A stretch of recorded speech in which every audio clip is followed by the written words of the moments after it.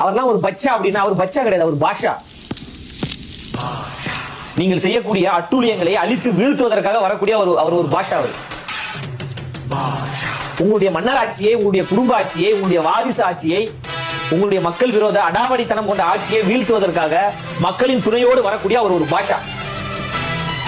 அதனால ஒரு மூத்த அமைச்சர்னா பொறுப்புணர்வோடு பேசணும்.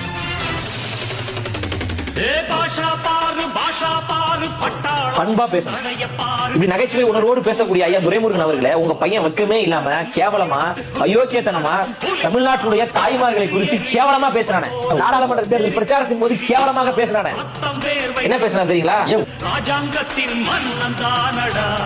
பல பல பலன் இருக்கீங்க எல்லாரும். நாங்க கொடுக்குற 1000 ரூபாய் காசா, ஏதோ இவரு பேக்கெட்ல இருந்து 1000 ரூபாய் கொடுத்த மாதிரி. மக்களுடைய வரி பணங்க, மக்களுடைய காசை எடுத்து மக்களுக்கு கொடுக்குறீங்க.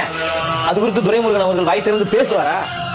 யாரு பச்சா எல்லாம் 2026 தேர்தலில் தெரியும்.